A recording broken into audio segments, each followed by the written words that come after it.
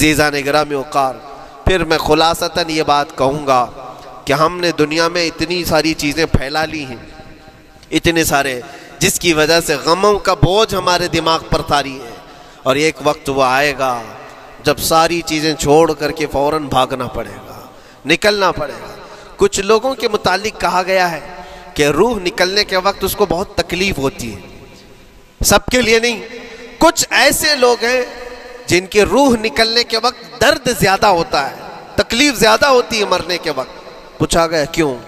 کہا کہ یہ روح جو ہے اس کی ساری بنائی ہوئی چیزوں میں اٹکی ہوئی ہے، اس کی اولاد میں بھی ہے، اس کے مال میں بھی لگی ہوئی ہے، اس کے گھر میں بھی لگی ہوئی ہے، اس کے جائیداد میں بھی لگی ہوئی ہے۔ روح جب نکل رہی ہوتی ہے ان سب چیزوں سے بھی نکل رہی ہے، جہاں جہاں اس کی خواہشات لگی ہوئی تھی سب جگہ سے کھینچا جا رہا ہے، تو درد بڑھتا چلا جاتا ہے، تکلیف بڑھتی چلی جاتی ہے، اور پھر وہ جب دیکھ رہا ہوتا ہے خالی ہاتھ جا رہا ہو، تکلیف زیادہ ہوتی ہے۔ اسی لیے میرے عزیز اللہ کے نبی صلی اللہ تعالیٰ علیہ وسلم کا جب آخری وقت آیا، آپ کے وصال کا وقت آیا، حضور نے اپنی بیویوں کو بلایا، ازواج مطہرات کو بلایا، اور پوچھا کہ کس کے پاس کتنا سونا ہے، کتنا زیور ہے۔ ازواج مطہرات نے کہا میرے پاس اتنا ہے، ان کے پاس اتنا ہے۔ سب نے اپنے چاندی سونے کے زیورات لا کر پیش کر دیا۔ حضور پاک صلی اللہ علیہ وسلم نے فرمایا اے میری بیویوں، اے میری ازواج، اگر تم چاہو تو یہ سب اللہ کی راہ میں خیرات کر دو، اللہ کی راہ میں اس کو وقف کر دو، خیرات کر دو۔ بیویوں نے پوچھا یا رسول اللہ صلی اللہ علیہ وسلم، کیا آج سے سونا چاندی پہننا حرام ہو گیا ہے؟ کیا ہمارے لیے ناجائز ہو گیا ہے؟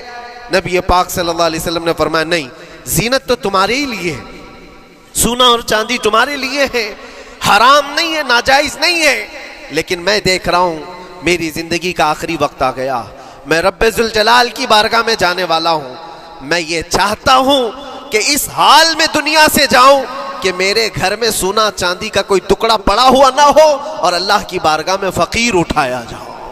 یہ نبی پاک صلی اللہ تعالیٰ علیہ وسلم کی خواہش ہے کہ میں اللہ کی بارگاہ میں اس حال میں جاؤں کہ میرے گھر میں کوئی چیز رکھی ہوئی نہ ہو، سونا اور چاندی، مال و دولت۔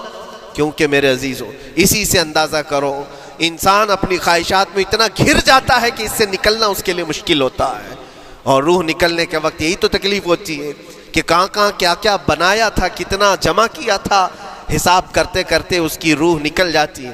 ہم نے دیکھا ہے، میں اپنا ایک تجربہ بتاتا ہوں۔ عمرہ سے ہم واپس آ رہے تھے، 40 لوگوں کا قافلہ تھا، ایئرپورٹ پر پہنچے، بہت تاخیر ہو چکی تھی اور فلائٹ کا وقت بہت کم رہ گیا تھا، اور حاجی لوگ ماشاءاللہ جاتے ہیں تو خوب بھر بھر کر کے سامان بھی لیتے ہیں، کیا کیا سامان تھے سب کے پاس، اور ہمارا بار بار جانا آنا ہوتا ہے، میں کبھی کوئی زیادہ چیزیں رکھتا نہیں۔ ہم تو آگے نکلے، گروپ پورا تھا اور سارے لوگ سامان لے کر کھڑے تھے، وقت گزرتا گیا، فلائٹ جہاں چیک ان ہو رہا تھا سامان، انہوں نے کہا کہ 25 کلو سے زیادہ کا الاؤڈ نہیں ہے، اور یہاں 40 کلو لے کر بیٹھے ہوئے تھے۔ میرا تو تھوڑا سا لے لے، تیرا تو تھوڑا سا لے لے، ایک دوسرے کو پیش کر رہے ہیں۔ 3-4 لوگوں نے تو مجھے پکڑایا کہ آپ کے پاس سامان کم ہے مفتی صاحب، آپ تھوڑا سا ہمارا لے لو۔ جس کا لے سکتے تھے لے لیا۔ پھر اس کے بعد 1 گھنٹے سے کم ٹائم بچا تھا، انہوں نے کاؤنٹر کلوز کر دیا۔ میں نے دیکھا 20 سے 25 حاجی ایسے ہیں جن کا سامان بکھرا ہوا ہے، اور کیا لے جا سکتے ہیں ہاتھ میں، وہ بھی 7 کلو 8 کلو اتنا ہی تھا۔ ان کی خواہشات میں دیکھ رہا تھا، کوئی مسلح اٹھاتا ہے، کوئی کھجور اٹھاتا ہے، کوئی کہتا ہے نہیں میرے بچوں کے لیے کھلونے لیا تھا اس کو لے لیتا ہوں، وہ لے لو تو مسلح چھوڑنا پڑتا ہے، یہ لے لو تو کھجور چھوڑنا پڑ جاتا ہے۔ کسی نہ کسی طرح سے وہ لوگ آخری وقت 2-4 چیزیں لے کر کے نکل رہے تھے، اور بکھرا ہوا پورا سامان ایئرپورٹ پر ایسے ہی موجود تھا۔ 1-2 کلو نہیں، کتنے کلو کا سامان چھوڑ کر کے یوں ہی آنا پڑا۔ یا تو پھر فلائٹ کے سفر پہ جاؤ یا سامان میں لگے رہو، 2 ہی آپشن تھے، اور کون وہ چھوٹے سامان کے لیے اپنا سفر ملتوی کرتا۔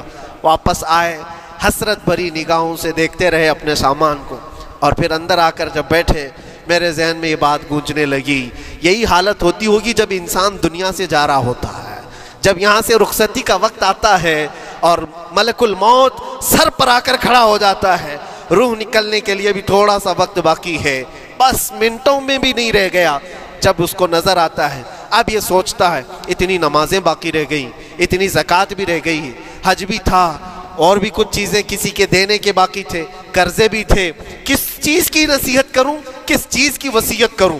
فلاں جگہ ایک گھر خرید کر کے اس کے ڈاکیومنٹ تو وہاں رکھا تھا، بیٹے کو بھی نہیں بتایا، بیٹی کو بھی نہیں بتایا، پتہ نہیں کس کے ہاتھ لگ جائے گا۔ یہ خواہشات گھومتی رہتی ہیں، وہ کسی کو بتا بھی نہیں پاتا، ادھر ملک الموت روح نکال کر نکل پڑتے۔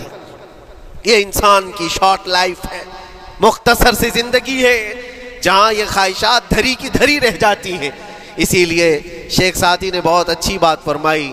ایک بادشاہ نے اعلان کیا تھا اپنے وزیروں میں سے ایک کو، اس سے بہت خوش ہوا اور کہا جا آج تجھے میں اتنی جائیداد دوں گا، اتنی زمین، اتنی پراپرٹی دوں گا، جتنا تو اپنے ہاتھ میں ایک لکڑی لے کر گھیر دے گا، جتنی زمین تو گھیرے گا اتنی تیرے نام لکھ دوں گا، لیکن اس کے لیے ایک شرط ہے، صبح یہ لکڑی لے کر تو راؤنڈ مارنا اور اتنا گول سرکل بنانا سورج ڈوبنے سے پہلے تک، جتنی زمین گھیر لے گا وہ پوری تیرے نام پر۔ اس نے سوچا کہ اتنی بڑی زمین میں گھیر سکتا ہوں، ایک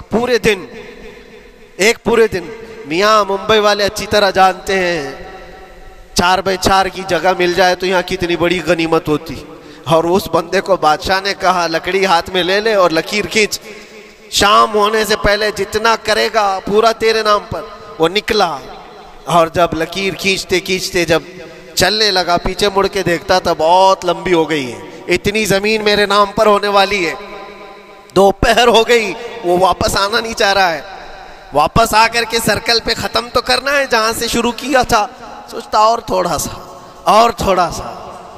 تھوڑا کرتے کرتے وہ اثر ہو گئی اس کی۔ اب اس کو لگا کہ واپس پلٹنا چاہیے، کئی کلومیٹر ہو گئے تھے، اتنے کلومیٹر کی زمین اب وہ اپنے نام پر کروانے والا تھا، لیکن جب واپس پلٹنے کا وقت آیا سانس پھولنے لگ گئی، کیونکہ صبح سے چل رہا ہے، کھایا بھی نہیں ہے، پیا بھی نہیں ہے، جس چیز کو جمع کرنے کے لیے دوڑتا رہا۔ اب سورج پیلا پڑ گیا، ڈوبنا کے وقت قریب آنے لگا تو اب بھاگنا شروع کیا۔ بادشاہ اور اس کے وزیر انتظار کر رہے تھے کہ یہ لوٹے گا بھی۔ اب دیکھا بڑی دور سے یہ دوڑتا آ رہا ہے، اپنی لکڑی کو لکیر زمین پر کھینچتے ہوئے کہ جلد سے جلد اپنے اس پوائنٹ پر پہنچ جاؤں جہاں سے شروع کیا تھا۔ سانس پھولنے لگ گئی، دوڑتے ہانپنے لگ گیا، سورج ڈوبنے کے قریب آ گیا، آخری کرنیں باقی تھی اور اس کا پوائنٹ بھی قریب آ گیا تھا۔ دوڑتے کسی طرح سورج غروب ہونے سے پہلے پہنچ گیا وہاں پر، لیکن کثرت سے بھاگنے کی وجہ سے ٹھوکر کھا کر کے گر گیا اور اپنے اس پوائنٹ پر لکڑی لا کر کے جمع کر دیا۔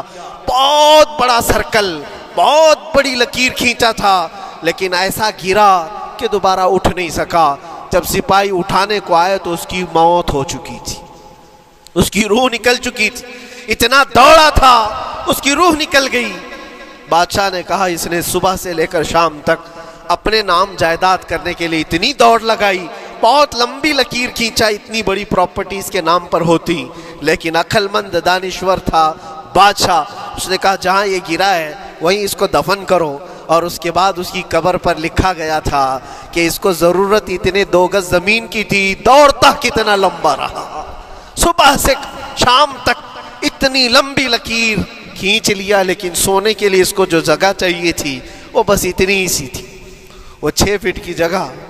عزیزان گرامی، یہ ایک زندگی کے کسی کا حادثہ ہو سکتا ہے، لیکن میں نے دیکھا ہے کہ تقریباً سب کی لائف میں یہی ہے۔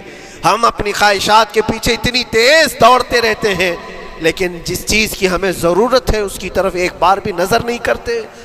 کون سی چیز ہے جس کی ہمیں ضرورت ہے؟ وہ ہمیشہ کی زندگی آخرت کے لیے جو چیز چاہیے وہ اللہ کا ذکر ہے، وہ رب ذوالجلال کی ذات پر یقین اور توکل ہے۔ آج اللہ نے صحت و سلامتی کے ساتھ زندگی دی ہے تو وقت نکالو اور بارگاہ رب العزت میں آ جاؤ۔